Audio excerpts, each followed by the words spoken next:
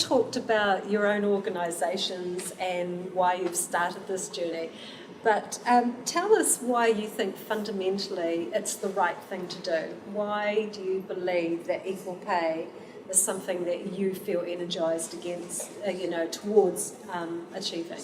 I think that just because it is, why should it be unequal? And I think that we're all parents and we've got sisters and daughters and granddaughters, and so why would you ever expect that your daughter or your son is going to be paid differently for the same? It's just simply not fair. It's simply not fair. Yeah, look, I think it just simply as I say, comes down to values. It's the right thing to do. I don't actually think people, organisations or individuals set out to pay people equitably. There are some really complex reasons why that's the outcome, and as we've talked about, you've got to really try and unpack that and understand what's going on. It's, I don't think, a deliberate intent. It's the way it turns out.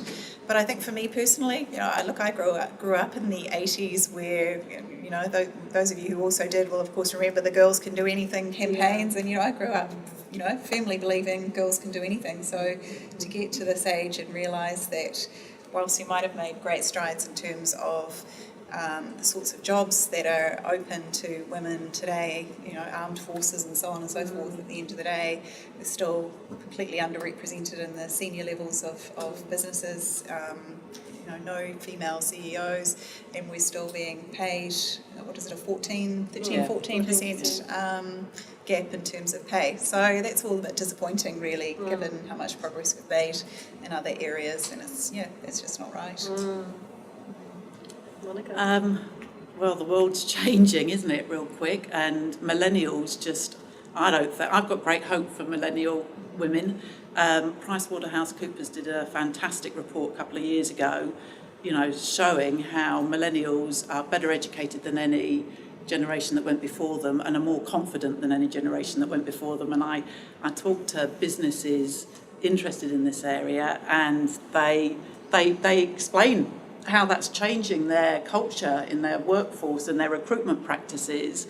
And Auckland in particular being one of the most diverse cities in the world, I just think smart businesses know that this is just get on that wave, or you're going to get washed out by it.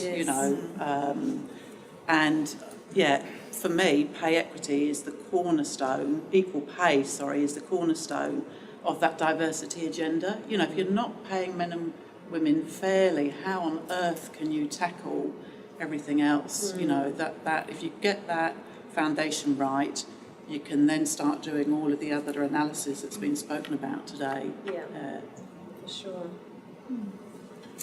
Why? It's simple, as everyone has said, paying someone based on their gender isn't right, isn't acceptable. But from a personal perspective, I've got two daughters, and I was explaining to my 11-year-old daughter what I was going to be doing tonight. And I thought, gosh, I really don't know how to talk to her about this.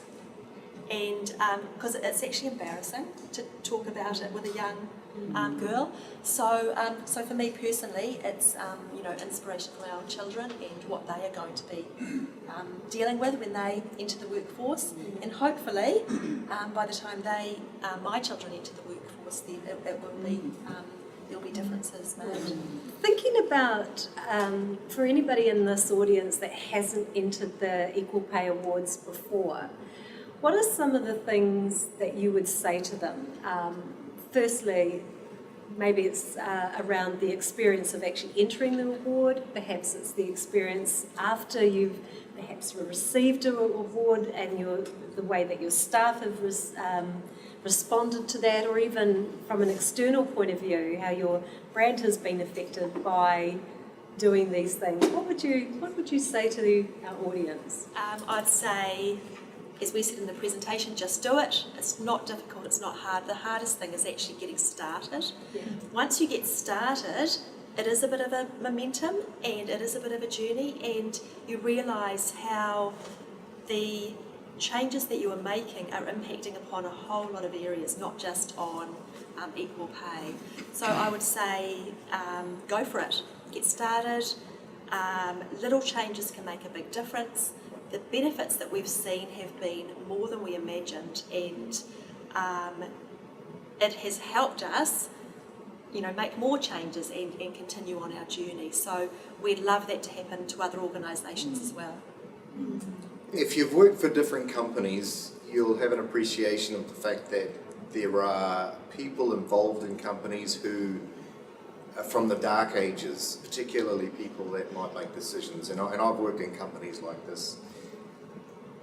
And when you are in a position of responsibility, I believe then is the time to start, not a massive jump, as you said, just little bits at a time. Then I think it's the opportunity, you have the opportunity to start making little differences within a business, because it only just does start with little steps.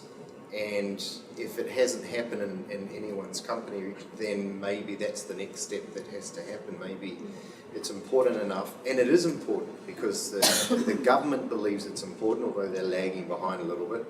They think it's important. Good businesses think it's important and believe it's important and take steps to make changes within that company.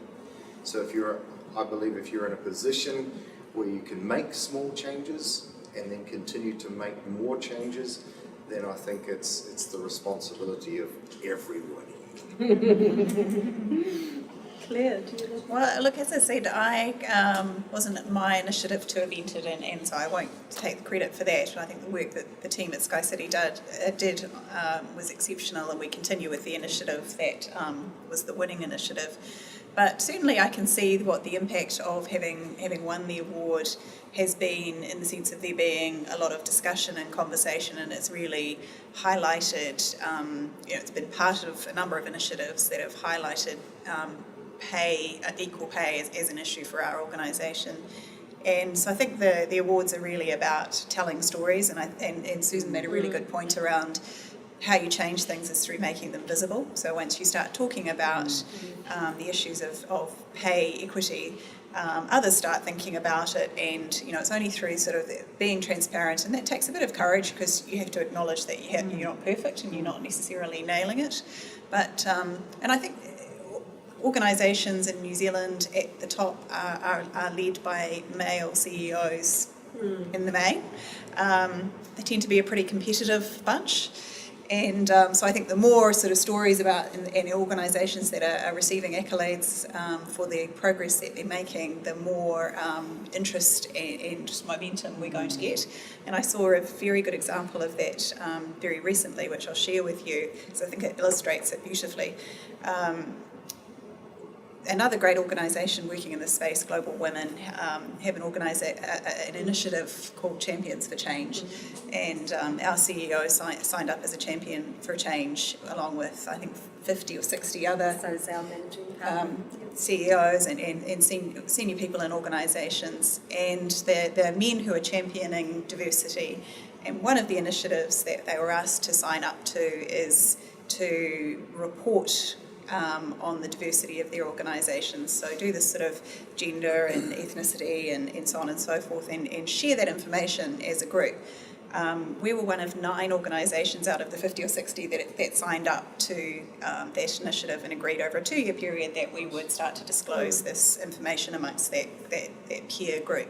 Interestingly, there was a Herald article a week or 2 ago only that talked about the fact that it was really disappointing that of the number of organisations involved in Global Women, only 9 had signed up for the reporting project. Within 2 weeks, we have 100% of the CEOs or the champions for change who have put up their hand and said, I'll be part of that. And it just really illustrated to me, you've got to work with what motivates people, and clearly hearing about success and people getting accolades for being leading in this space is something we can certainly take advantage of and work with. So it's great to get out there, tell the stories and motivate others. It's certainly been our experience. Yeah, in fact, you've just touched on which was going to be my next question. How important is it that you've got good leadership in your organisation at the C-suite level? CEO level as well as the board level. What difference does that make in Coca-Cola and Mitchell? Huge difference. If you don't have people, it's got to come from the top down, Yeah. I believe. If you don't have good people that are driving it, or at least someone driving them, then you're not going to get things done, and that's anything throughout the company done. At Amateur, we've got the first Kiwi MD ever in 80 odd years, and he's an amazing person. My boss is I think I've had 3 women bosses, and she's one, and she's on the executive. She would have been able to add more than me, but she was going to be here tonight. She couldn't make it. And I think it's just absolutely crucial that you need people driving this, and it can't just be all women. It has to be, guys have to buy into this so that you do it together. And Paula, as a CEO yourself, and you talked about your board and they've been very engaged. Tell us about that experience. Yeah, so I'm the first woman CEO of Youth Town, what was Boys Town, I believe. Very cool. But I just wanted to touch on the benefits of it. So as Janine said, they were more than we thought. So like this is one of the benefits of it. I think we just didn't realise, just the mana that came with winning the Silver Award, and the mana for our staff as well. They're just so proud of it, and it's just been fantastic really from that point of view. So yeah, I mean the whole leadership thing, I don't know, everybody's got a different style of leadership, a different definition of it. People say to me, how did you get here? I go, I don't know, I showed up, I applied for the job, and and there's, I don't know what it is. There's a lot of organisations out there that have never had a woman CEO, but I think it's just like slowly it's going to change. Slowly but surely we hope. Have you got any questions for the panel since you've got this captured group? Do you think we hobble ourselves as women sometimes? We forget. I think there's something about we can do everything in the box over here, but sometimes it's cultural. And I'm talking specifically about women who have been at home with babies, children, and they go back to work. And I've got this real thing about that. They go back to paid work. So we don't even acknowledge that kind of work. Do you think that that's something we ought to be changing culturally? We are actually acknowledging that? Who wants to take that one? I think there is an element to that. I think I've found the reverse. I went back to paid work and I got hell from the neighbours, they thought they probably should have been staying at. So I got sort of the reverse thing, but I think it's probably just generally a confidence thing. With women actually, if I talk to groups of women, I often talk about the confidence. And I see it in my daughter and my son, my son's 14 and my daughter's 16, and she gets me to review her CV 3 times and he just writes it and sends it off, It's just, right. yeah, just slightly different. But yeah, I absolutely understand what you're saying. I mean, I had 3 children, I took breaks, and I was told when I was at an accounting firm, a large accounting firm, that I would never be a part-time partner. And at that, I just chose to leave, and I went and started my own practice so I could work around my children, and that ended my career becoming a partner. So, yeah. Yeah, we need to set up the systems to make it easier for people to come back into the workforce. So, taking a significant career break, it's actually quite hard to find a role that you can work at your level that may be part-time, for example. That's right. So I consider myself to be really lucky. I collect my children 3 days a week, so I do work part-time in a senior role. So it's all of these changes that we can make in organisations that make it easy for women to stay in the workforce, to come back to the workforce, and come back at a level that they need to be at. Yeah. I can't speak for women, but you're probably right. This is probably a bigger conversation. But what I do love about what we've been able to do is we have a lot of our women or men, it's open to women or men who want to take time off when they have children. We leave jobs open, and there are a lot that have come back. Probably in the last 12 months we've had a lot of women coming back, and we provide opportunities for them. I think it's it also gets to the heart a bit of the Terra Nova case and settlement, because it's around that fundamental value that society places on caring type work. So it's been challenged, and the first steps have been taken on that, is the way I sort of look at the Terra Nova case. And we don't yet know what the flow-on impacts and ripple effect of that are going to be. Yeah, I was just going to say, I think it's about having very much trying to have a fact-based conversation, because it's a very emotive subject, and you know, there's so many people have so many different perspectives on work and paid work versus other types of work, and I think for us we've just tried to take a really quite systemic view of this whole issue, because it's so multifaceted. You know, pay is one piece, but the pipeline and how women progress through that pipeline in an organisation is equally having an impact. Things like what happens when someone steps out of the organisation for paid for parental leave, but for other reasons as well, and comes back. What happens to their pay whilst they're away? You know, you ensuring that they're keeping pace. You know, ourselves and other organisations, you know, continue to review salary levels whilst the person's out of the organisation. But you know, and the it was interesting hearing you talking about the domestic violence policy program that you put in place. We've recently taken a step to put in place a program where we provide additional paid time off work to attend court dates or medical, you know, anything associated with being a victim or supporting a victim of domestic violence, because the output of that issue is often on employment. You know, women tend to fall behind in their employment, end up losing their jobs, or be viewed as a problem employee because they've had used up all their paid leave, and now they're having to take unpaid leave. And so it's really taking a really holistic sort of view of all of the different facets of this issue, and trying to do what you can where you can.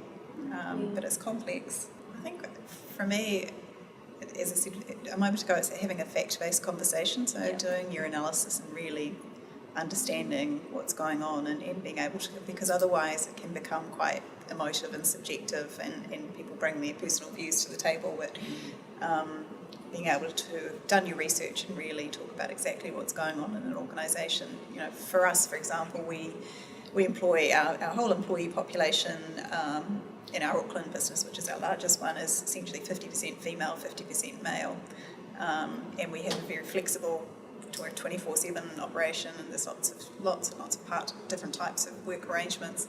So we have a lot of the ingredients that would suggest that you would not have a pay gap. And yet when we look at, you know, unpacking that, we do in fact. And so you've got to really start cutting and dicing and understanding what's really going on, and driving that, because it's not simple, a simple matter of saying we've got 50% male and 50% female and they should be paid the same. That's when I get to what is happening with the pipeline of talent. Is it that men are being promoted into the more senior roles that are higher paid, which is why when you look at just an average earning across the whole population, there's a difference. So it's I think that's been the most useful thing for us. Yeah, I'd agree on that. I think the other thing too is what gets measured gets done. Yeah. Yep. So a few KPIs for that, for some of your executives, but also what we do at EY, we have diversity councils, and we have 5 different pillars. One is gender, one is ethnicity, one is oh God, now I'm tired, I can't think of the other ones. Ethnicity, flexibility, disability, LGBTQI, that's right. So we have programs of work for each one of those pillars, and the people that populate that are actually across the organisation. So it's who wants to be part of change in our organisation. And so we get a lot of the younger people coming through, and they start creating the need for change because it's upward pressure. And so some of those telling the stories and doing something visible is actually quite powerful. I often get in guest speakers to come and have a chat to our staff and to our executive. I had Dr. Jackie Blue, the EEO Commissioner, just the other day come in and talk about imposter syndrome with our staff. And it was fascinating, absolutely fascinating. A whole packed room of, everybody from partner level down, and they're all going, my name is Susan and I have the imposter syndrome. But it, speaks to what you were talking about, confidence and those things. But the more that you make the conversation part of the norm, the more things change incrementally. Mm-hmm. It takes one champion to keep going, talk to colleagues, present the data. I mean, honestly, I had the most funny conversation with one of the general managers, HR, who had the organisation is a thought leader in the area, but he said the first time he raised it with the chief exec, he said, it was full of expletives in the room, but he just kept going, and both men, and he kept going, and now they're so proud of that journey and what they've achieved. But that there needs to be a champion in the senior leadership team somewhere that is really leading the charge on it. Look, I'm really conscious of time. It's 10 to 8 and you'll be wilting and wanting your dinner and everything else like that. But if there's any last questions, do let us know. Otherwise, we'll be here for a few more minutes. But otherwise, I'd just love to thank you all for your attention tonight and your interaction with us. It's been really wonderful. So thank you very much for everything. Thank you for coming.